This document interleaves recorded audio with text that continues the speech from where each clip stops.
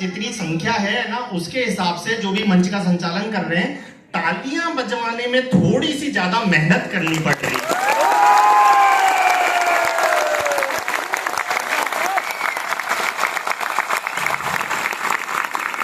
अभी तो मैंने शुरू ही नहीं की,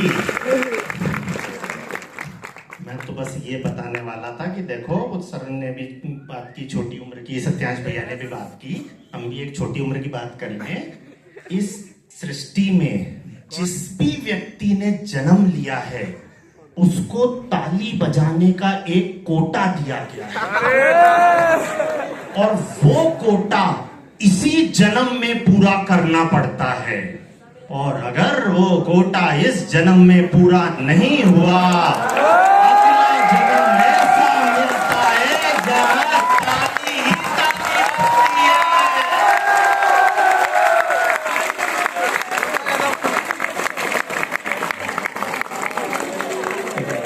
जो स्टूडेंट ताली ना बजाए वो तो बहुत ही बड़ा चैंपियन है।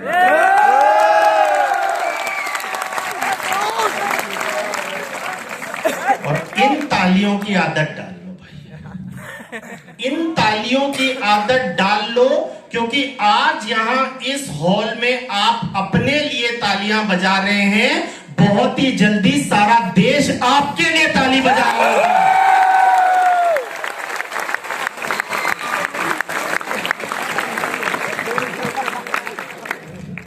बात आई थी, सबने सफर की बात की थी, किस तरह से ये सफर चला, इस पथ पर हम लोग कैसे आगे चले।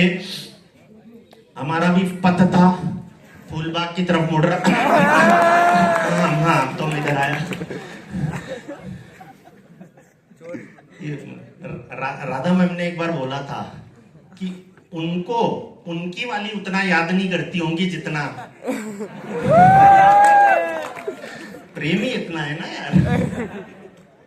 तो देखो बच्चों, एक छोटी सी बात से अपनी बात खत्म करूंगा। महाभारत के जानते ही, हमारी क्लास में तो मूवीज महाभारत सब कुछ चलता ही रहता है। yes, सनी की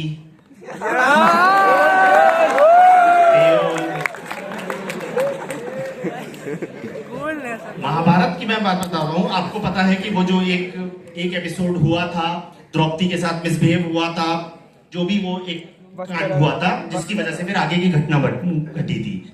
उसके बाद, उसके कई दिनों के बाद जब पांडव अपने इंद्रप्रस्थ चले गए थे, तो एक बार कृष्ण जी पांडवों से मिलने वहां पर गए। तो वहां पर द्रौपदी ने कृष्ण जी से एक सवाल किया, हे माधव, हे वासुदेव, उस दिन जिस दिन मेरा अपमान हो रहा था, किसी ने मेरी रक्षा नहीं की सिवाय आपके, लेकिन आपसे भी मेरा एक सवाल है, आपसे भी मेरी एक शिकायत है। कृष्ण जी बोले, भाई आइडियल लेडी। बोले चलो बोलो।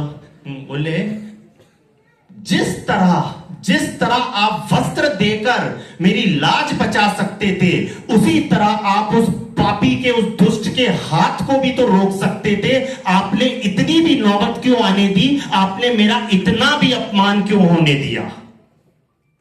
इस पर श्री कृष्ण ने बोला, जब वो दुष्ट तुझे राज्यसभा में लेकर आया था, तूने सबसे पहले भीम और अर्जुन की तरफ देखा था कि ये महाबली, ये महारथी मेरी रक्षा करेंगे।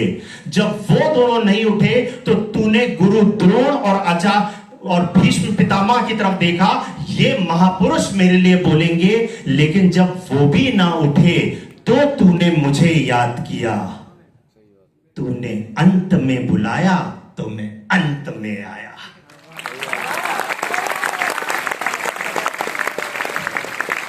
अगर पहले ही बुला लेती तो पहले आ जाता।